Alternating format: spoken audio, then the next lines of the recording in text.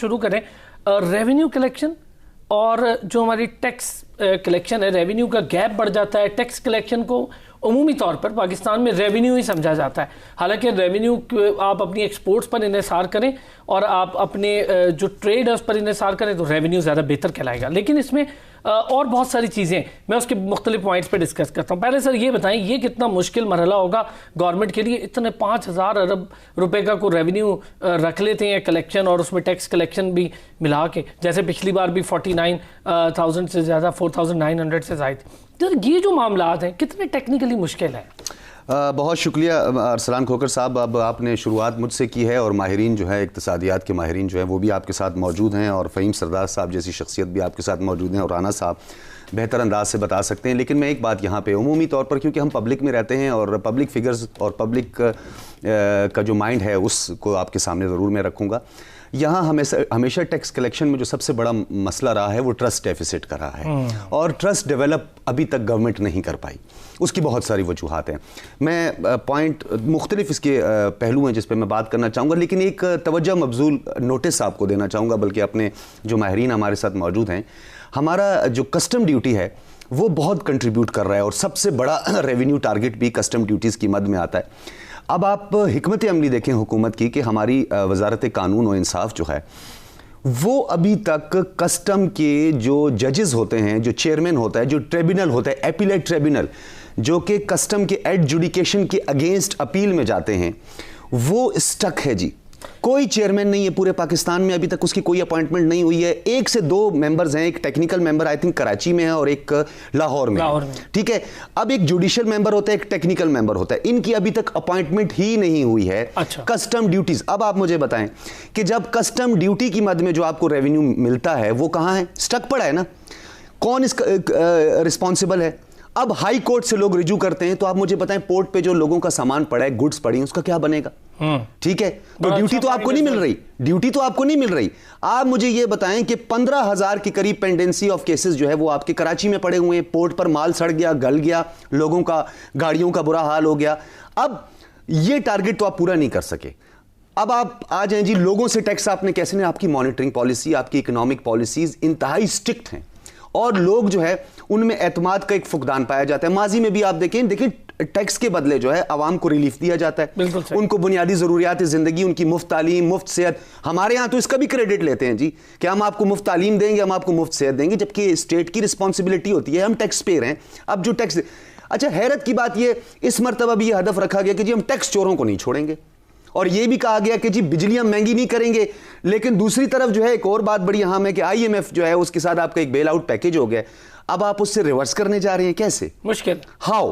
क्या ये इसकी कोई पॉसिबिलिटी है? नहीं, आप खुद कह रहे हैं, आप ग्रोथ रेट 4% रखने की बात कर रहे हैं और वहां पर आपकी जो फाइनेंशियल टाइम्स है वो आपका 1.5 कह रहा है। तो ये तो बहुत बड़ा तजाद आपका खुद IMF की अभी आप हालिया रिपोर्ट देख लें, उसमें भी आपका 1.5 बता। सर फहीम साहब, बहुत सारी चीजें मैंने अपने इंट्रो में भी कही और सजाद साहब ने तो और बड़ी इंपॉर्टेंट बातें कर दी हैं।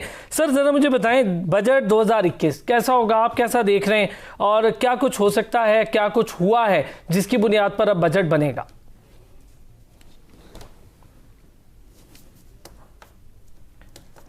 अच्छा चले जी, फहीम साहब मेरी आवाज आ रही है? सर जी अब आ रही है आवाज। आपने मेरे ख्याल में बजट का पूछा है जी? बिल्कुल सर, 2021 बजट कैसा होगा, क्या मामलात होंगे, बहुत सारी चीजें मैं अपने इंट्रो में कह चुका हूँ। राइट। पाकिस्तान में बेसिकली जो बजट का जो सबसे बड़ा मसला होता है ना वो है उसके जो आपके एक्सपेंसेस ज्यादा हैं और आपके जो रेवेन्यू है वो कम होता है, जो हम सबको पता है। इसके जो मोटी मोटी चीजें ना जिनसे हमें फर्क पड़ता है, हम उन्हीं चीजों को देखना चाह रहे हैं। और उसके अंदर जो बुनियादी जो सबसे बड़ा खर्चा जो है, जैसे पहले भी हमारे कॉलीग हैं उन्होंने जिक्र किया है, आप ही किया था सॉरी, वो ये है कर्जे का। देखिए कर्जे का जो एक्सपेंस है ना वो बढ़ता जा रहा है और उसमें बहुत जरूरी है कि नया वो हो, क्या कहते हैं, एक नया जो रेवेन्यू है ना आपको वो बढ़ाना है। जो रेवेन्यू दे रहे हैं उनसे सिर्फ हमने नहीं लेना, जो नए हमें जो ठीक है, आप ये कह रहे हैं कि रेवेन्यू बेस और जो टैक्स बेस है उसको बढ़ाया जाए और रेवेन्यू जो पहले दे रहे हैं उन पर बहुत ज्यादा बोझ ना डाला जाए। फहीम साहब यही कह रहे हैं? एग्जैक्टली। और उसका जो तरीका है ना उसका हमें समझना बहुत जरूरी है कि भाई तरीका कार कैसे होता है।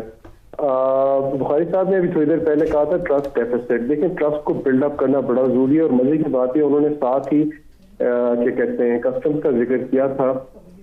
कस्टम्स को ही स्ट्रीमलाइन किया जा रहा है, आईरिस को भी स्ट्रीमलाइन किया जा रहा है। अभी अगर आपके इल्म में होगा कि आईरिस का नया सिस्टम आया है जी, जो सॉरी कस्टम्स का एक नया सिस्टम आया है जिसको सिंगल विंडो कहते हैं, पाकिस्तान सिंगल विंडो। उनकी वेबसाइट अभी हुई है, ज्यादा पॉपुलेट अभी तक नहीं हुई, लेकिन कस्टम्स की क्लियरेंस बढ़ानी है ताकि बिल्कुल सिंप्लीफाई हो जाए सारा कुछ। देखिए, ये सिस्टम अपनी जगह है, लेकिन एक सिस्टम नाफिज करके फौरन आपकी आमदन बढ़ नहीं जाती, क्योंकि आपको इंतजार करना होता है जब तक वो चीज एक्टिवेट हो, चले, बढ़े।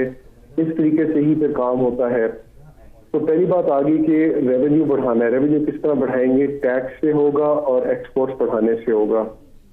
नॉन टैक्स रेवेन्यू पे मैं भी जानबूझ के नहीं जा रहा।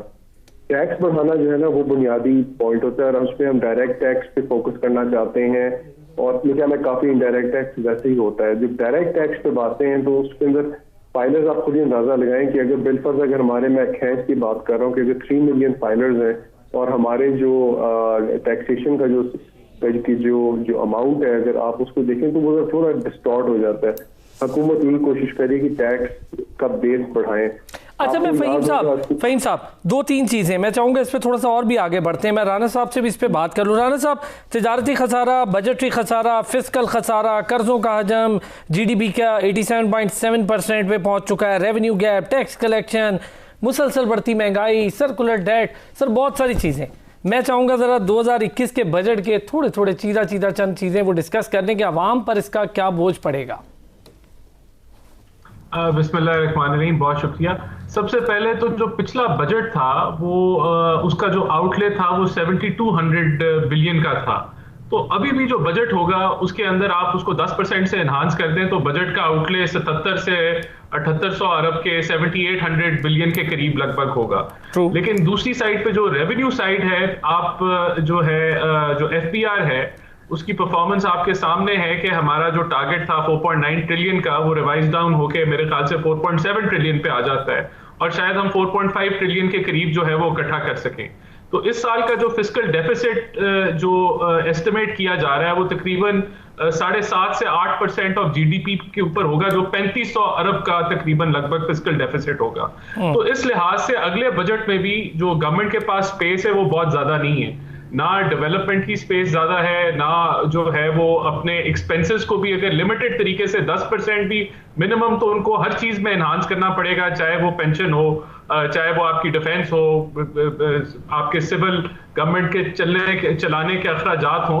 तो हुकूमत के पास ज्यादा स्पेस नहीं। और जो IMF ने जो आपको हदफ दिया है, जो डिस्कशंस में आया भी मीडिया में भी, वो 6000 अरब का है।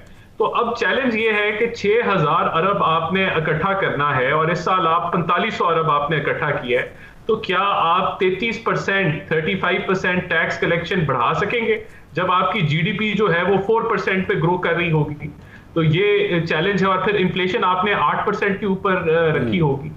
यहाँ हुकूमत क्या करेगी? क्या वो ऑलरेडी जो टैक्स नेट में लोग हैं उन्हीं के टैक्सेस बढ़ाएंगी, या जो आपका एग्रीकल्चर और जो होलसेल ट्रेडर्स हैं जो कि 42% ऑफ एग्रीगेट GDP का हिस्सा है लेकिन सिर्फ 1.5% डायरेक्ट टैक्सेस में अपना हिस्सा डालते हैं?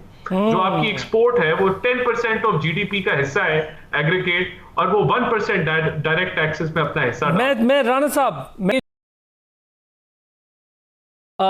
ज़बरदस्त पॉइंट्स उठाए जिसके अंदर इस वक्त फिस्कल डेफिसिट की बात की उन्होंने, उसके बाद उन्होंने तिजारती खसारा, बजटरी डेफिसिट, कर्ज़ों का हजम, रेवेन्यू गैप, टैक्स कलेक्शन, इन सब तमाम चीज़ों पर बात की। मैं ज़रा इससे आगे बढ़ूँगा, आवाम के लिए बजट में क्या होगा, क्योंकि सबसे बड़ा मसला है आवाम महंगाई से पिस रही है और महंगाई कंट्रोल में आना तकरीबन नामुमकिन सा लग रहा है और गवर्नमेंट के कोई ऐसे इकदाम भी दिखाई नहीं दे रहे। चूँकि जो वज़ीर ख़जाना इस वक्त के हैं मौजूदा, वो कह रहे हैं कि ये तो जितना महंगाई का मलबा है ये कोरोना की वजह से है। सजाद बुखारी साहब, अच्छा, एक आपने क्योंकि बात की और हमें करनी भी चाहिए, मैं तो कहूँगा कि ये आपका $1 मिलियन क्वेश्चन है, क्योंकि एक आम आदमी को इस अल्फाज के गोरख धंधे से कोई सरोकार नहीं है, ना ही वो टेक्निकलिटीज़ में जाना चाहता है, ना ही उसको फिक्स्ड डेफिसिट का पता है, ना ही उसको जो है ना हमारी ग्रोथ का पता है, और ना ही वो हमारे सर्कुलर डेट को समझता है कि कॉस्ट ऑफ प्रोडक्शन और ये क्या धंधा होता है। लेकिन एक बात जो तजादात है मैं थोड़ा उसका जिक्र यहाँ पे करूँगा। वज़ीर आज़म के मुआविन ख़ुसूसी बराए रेवेन्यू डॉक्टर वक़ार साहब जो है वो ये कह रहे हैं कि हम बिजली की कीमत में कोई इजाफ़ा नहीं करेंगे, ना टैक्स और IMF की कड़ी शराइत जो है उस पर अमल दरामद नहीं होगा। ये तो शौकत साहब आगे सुनिए। अब विफाकी सेक्रेटरी खजाना क्या कह रहे हैं? वो ये कह रहे हैं कि IMF को बिजली मजीद महंगी और टैक्स वसूलियों की यकीन दहानी करवा दी गई है। अब सुने, और आगे ये भी फरमाया जा रहा है कि 4.97 पैसे यानी 4 रुपए 97 पैसे बिजली में इजाफा कर दिया जाएगा। ठीक है, अब आपकी जो वो सब्सिडाइज किया जाता था, वो जो आवाम को रिलीफ दिया जाता था, जो कि स्टेट की एक रिस्पॉन्सिबिलिटी है, अब आपने IMF के साथ, शौकत तरीन साहब बार बार बोलते रहे कि ये जुल्म हुआ है, ये हमारे साथ ज्यादती हुई है, और हम जो है जब अगर हम अपनी ग्रोथ को 4% पर ना लेकर गए, 5% ना लेकर तो हमारी इकॉनमी कोलैप्स हो जाएगी। कैसे लेके जाएंगे? आपके पास कोई वो जादू का चिराग है? नहीं सर, अवाम है ना, अवाम को चूसेंगे जैसे हमने। अब आप मुझे बताएं कि आप बिजली टैरिफ का जो है ना, एक तरफ तो आप IMF से गिले शिकवे कर रहे हैं, दूसरी तरफ आप कह रहे हैं कि हम 4.90 यानी 4 रुपए 97 पैसे हम बिजली बढ़ाने जा रहे हैं। एक तरफ आपके जो है ना वो रेवेन्यू के जो मुआविन खुसूसी हैं वो ये फरमा रहे हैं कि हमने IMF का जो है ना वो टैक्स लगाने वाला और कोई चीज महंगी करने का नहीं सोचा। एक तरफ आप तरक्याती कामों के लिए 630 अरब बता रहे हैं, दूसरी तरफ आप 1500 अरब बता रहे हैं। कंफ्यूजन है। सूबों के जो बजट लैप्स होते हैं, डेवलपमेंट बजट्स, उस पर भी बात होनी चाहिए कि वो क्यों बजट लैप्स होते हैं, वो जब रिफंड होता है या उसकी वापसी होती है। देखें, कंफ्यूजन पे कंफ्यूजन है। यहाँ पे आपका रेवेन्यू टारगेट क्यों पूरा नहीं होता? आपने 5500 अरब का रेवेन्यू टारगेट रखा था और आपने कहा था इससे बढ़ेगा। ये टारगेट उसने FBR का था, और ये कैसे आप बढ़ा रहे हैं? FBR में आप रिफॉर्म्स ही नहीं लेकर आए। रिफॉर्म्स लाए बगैर आप कैसे जो है ये टारगेट को पूरा कर सकते हैं? अवाम के अंदर एतमाद का फुकदान है। आप टैक्स देने के लिए तैयार? I am starting with my self. 10 दफा मुझे सोचना पड़ता है। अच्छा, फिर आप इस दफा ये कह रहे हैं कि हम टैक्स चोरों के पीछे पड़ेंगे। अब टैक्स चोर कौन होंगे ये भी आप देख लीजिएगा। वो जो हमारी एलीट है और जो माफिया है, जो सबसे ज्यादा टैक्स चोरी करती है, कर्जे माफ करवाती है, माजरत के साथ उनको तो एग्जेम्प्टेड करार दे दिया गया। अभी भी आप देख लीजिएगा कि उनको छूट भी मिल गई है, बल्कि उनके तो केसेस भी खत्म कर दिए गए। तो आप क्या टैक्स किससे लेंगे? तनख्वाहदार तबके से लेंगे, जो एक तरफ ऑलरेडी इनडायरेक्ट टैक्सेस की जद में और दूसरी तरफ वो टैक्स देने की तरफ जा रहा है। ये बात आपने बड़ी सही की है कि टैक्सेस किससे लेंगे। मैं जरा फहीम साहब, सर बड़ा मसला महंगाई, और उससे बड़ा मसला हम ये अभी तक, मेरा ख्याल है, आपसे मैंने एक बार पहले भी डिस्कस किया था, आपको याद होगा कि जब बिजली के बारे में पहली बार बात हुई थी कि IMF की शराइत में एक शर्त यह भी है कि 2 सालों में 5 से 6 रुपए फी यूनिट बिजली की कीमत मजीद बढ़ाई जाए, और अब 3 माह में ये बढ़ने वाली है सर, अब बढ़ने वाली है। यस, और दूसरा ये है सर कि जो स्लैब्स बनाने की बात की गई है हुकूमत की तरफ से, 50 unit, 100 unit, 200 unit, 300 unit. Sir 50 unit तो अव्वल को यूज भी नहीं करता होगा, जितनी तेज मीटर भागते हैं। अब ये 300 यूनिट वाले भी अब बेचारे इस मसले में आ जाएंगे। तो इसका मतलब है सर बजट आवाम के लिए शायद ना हो। क्या कहते हैं सर? देखिए सर, पहली बात, आवाज आ रही है आपको मेरी? जी बिल्कुल सर, आ रही है।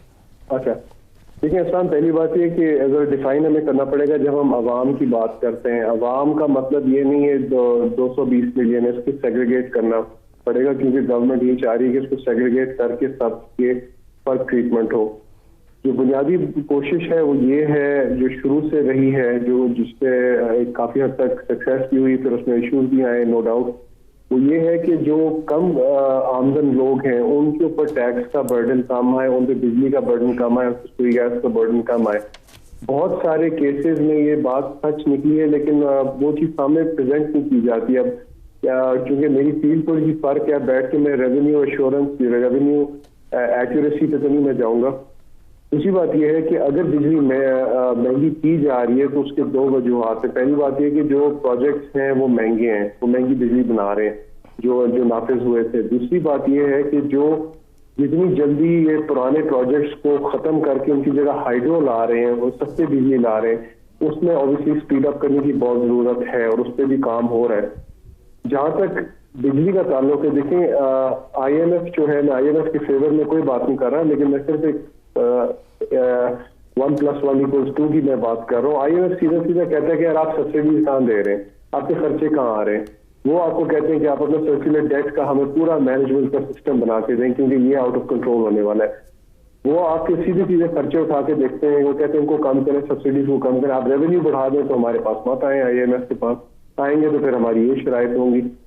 अगर IMF के साथ हमारी कोई कमिटमेंट है तो उसमें एडजस्टमेंट लाने की गुंजाइश होगी, और अगर नहीं है तो लानी पड़ेगी। थाईलैंड ये कर चुका है, हर मुल्क ये करता है, कोई ऐसी बात नहीं है। अगर हमने अपनी सिचुएशन देखनी है तो जो हमारी एक मजबूरी भी है और हमारा फर्ज भी बनता है, तो हमने फिर IMF को रीनेगोशिएट करना पड़ेगा। अच्छा सजाद साहब, आपसे कोई बात करना चाह रहे हैं? एक चीज पूछना चाह रहा था, IMF के बेल आउट पैकेज, और जब आप एक एग्रीमेंट कर देते हैं एक दस्तावेजी शक्ल में, तो उसके बाद जो शौकत तरीन साहब के तहफुजात थे, क्या उसको रोल बैक किया जा सकता है, उससे इनहराफ किया जा सकता है, और अगर किया जाए तो उसका क्या नुकसान होगा, हमारे उस पर क्या इंपैक्ट आएगा? तो और बिजली के टैरिफ में इजाफा नहीं होगा, लेकिन आप लोग 3 माह में जो है 5 रुपए जो है पर यूनिट आप इजाफा कर देंगे और फिर सर्कुलर डेट का गिला करेंगे। जी बिल्कुल, आपने बड़ी अच्छी बात की है। देखें, जो नेगोशिएशन जो होती है ना, मैं आपको बिल्कुल फ्रैंकली न्यूट्रल होकर मैं बात कर रहा हूँ, नेगोशिएशन जरा थोड़ी अग्रेसिव होकर करनी पड़ती है, और आपके दुनिया की कोई अच्छी एग्रीमेंट नहीं है जो फिर से आप उसको रिवाइटलाइज नहीं कर सकते। थाईलैंड ने IMF का लोन लिया और उसके अगले हफ्ते उन्होंने कहा जी हम नहीं पे बैक कर सकते, अब इसके रीनेगोशिएट करें, टाइमलाइन चेंज करें, ये करें, वो करें। बात होती है कि आप बिल्कुल एक स्ट्रक्चर्ड तरीके से जब आप किसी के पास जाते हैं रीनेगोशिएशन के लिए, अगर जाते हैं तो वो मुमकिन होता है कि वो चीज मानी जाएगी। अगर हम थोड़ा सा एक लैक्स अंदाज में जाएंगे तो थोड़ा सा मुश्किल हो जाता है। फिर आ जाती है बात, देखिए सिंपल सी बात है, पाकिस्तान हुकूमत ने अपनी आमदन बढ़ानी है, tax and non tax. Tax का जो है अब बेस बढ़ना चाहिए, और मैं आपको फ्रैंकली कह रहा हूँ, जिस दिन हम अपना टैक्स रेट थोड़ा कम करना शुरू करेंगे, आपका टैक्स बढ़ना शुरू हो जाएगा।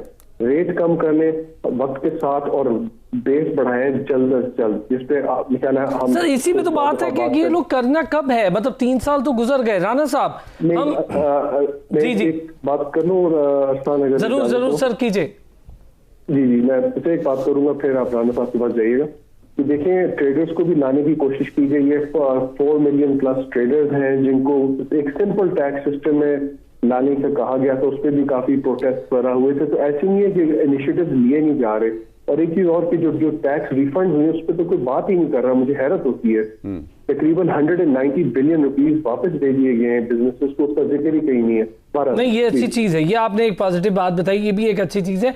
लेकिन सर बिजनेसमैन तबके के लिए जो टैक्स रिफंड हैं, ये बड़े लंबे अरसे से फंसे हुए थे। वो मजीद कर्जों के बोझ तले इसलिए दब गए चूंकि उनके रिफंड्स का मसला था। वो खुद कह रहे हैं कि अब हमें जो चीजें मिल रही हैं वो तो कर्जों में चली जाएंगी। राना साहब, बहुत सारी चीजों में एक बात बताएं सर, तजारती पॉलिसी, मौशी पॉलिसी, पेट्रोलियम लेवी में कमी, पेट्रोलियम मसनूआत की कीमतें बढ़ी हुई हैं, क्या होगा सर, कैसे होगा? क्या आवाम के लिए कुछ सुख का सांस होगा इस टैक्स में और इस बजट में? देखिए, मैंने आपको पहले भी जिस तरह कहा था कि हुकूमत के पास बहुत ज़्यादा फिस्कल स्पेस नहीं है। आपका जो इस साल का जो बजट फिस्कल डेफिसिट है वो 3500 अरब का है। इस साल जो आपने अपने बजट किया हुआ था इंटरेस्ट पेमेंट्स जो 2021 के अंदर, वो 2.95 ट्रिलियन था।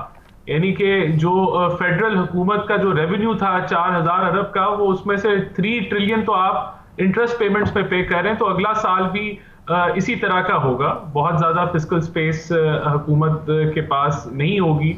आपको कोई बहुत बड़ा डेवलपमेंट का बजट भी मैं नहीं समझता कि हुकूमत जो है वो दे पाएगी। तो इस सिनारियो के अंदर रिलीफ अवाम को जो है, मैंने फिर यही कहा था कि जो आपके पास जो सेक्टर्स टैक्स नेट में ही नहीं है, जिस तरह 42% ऑफ GDP का हिस्सा है एग्रीकल्चर और होलसेल ट्रेडर, और वो सिर्फ 1.5% डायरेक्ट टैक्सेस में जो है अपना इनपुट देते हैं। तो ये वो सेक्टर्स हैं जिनको बढ़ाने की जरूरत है, क्योंकि जो आपने 6000 का अगर आप हदफ रखते हैं, जो कि मेरे ख्याल से तो मुमकिन नहीं है कि 33% आप टैक्स कलेक्शन को एक साल में बढ़ा लें, तो वो ये आप रखेंगे तो आप किसी आउटले को अच्छा आउटले आप दे सकेंगे। अच्छा, ये एक राना साहब इसमें एक चीज और, राना साहब तो नहीं लेके जा सकते। राना साहब एक चीज और ऐड करें, 36,600 अरब रुपए के आसपास के कर्जे हैं। IMF ये कह रहा है कि अगले 12 माह में 27 अरब डॉलर मजीद कर्ज चढ़ जाएगा। 15 अरब डॉलर के आसपास पहले से है बैरूनी कर। तो ये कर्जे लेकर कर्जे उतारने वाला काम, इसका मतलब है जो आने वाली गवर्नमेंट होगी, चाहे वो खान साहब की हो, वो एक नया मसला नहीं बन जाएगा? देखिए, 2 चीजें, मैं थोड़ा सा मुकम्मल फिस्कल साइड को कर लूं। बदकिस्मती से देखें, ये हुकूमत ने 15% से ज्यादा ग्रोथ नहीं दी टैक्स कलेक्शन को पिछले 3 सालों के। 3 सालों बाद हमें 15% ग्रोथ मिली है 2018 से। तो जब अगर आप टैक्स बेस नहीं बढ़ाएंगे, आप टैक्स रिफॉर्म्स नहीं लेके आएंगे, तो मुल्क चलाना मुश्किल है। तो पिछली जो गवर्नमेंट थी उसकी 20% एवरेज ग्रोथ थी। जब आप एक्सटर्नल साइड की बात करते हैं तो एक्सटर्नल साइड इस वक्त मुस्तहकम है, लेकिन उसके अंदर भी जो करंट अकाउंट जिसकी बात करते हैं, लेकिन उसके अंदर मैं आपको जो इस साल का जो फिगर है ट्रेड डेफिसिट का, ट्रेड डेफिसिट आपका 28 अरब डॉलर के लगभग ही होगा। तो जिसका ये मतलब है, ये कहते थे कि पीएमएलएन ने 32 अरब का ट्रेड डेफिसिट दे दिया, तो वो डेफिसिट आज भी एग्जिस्ट करता है। अगला साल शायद आप 32 अरब को भी क्रॉस कर जाएं। जो चीज चेंज हुई है वो ओवरसीज पाकिस्तानीज ने जो है जो जो 29 अरब को टच करेंगी, वो एक अलहदा चीज है, लेकिन जो फंडामेंटल्स हैं, जो आपकी एक्सपोर्ट्स हैं, वो 25 अरब पे ही खड़ी हैं 3 साल बाद, तो वो नहीं बढ़ी आपकी। अब उसका शायद अगले साल जो टर्फ के अंदर इन्होंने 500 अरब का पैकेज दिया, वो जब एलसीज खुलेंगी तो वो इंपोर्ट को भी बढ़ाएंगी, आपकी मशीनरी साइड के ऊपर इंपोर्ट जाहिर है सर, वो एग्रीकल्चर रिलेटेड मशीनरी की इंपोर्ट भी बढ़ने वाली है, बहुत सारी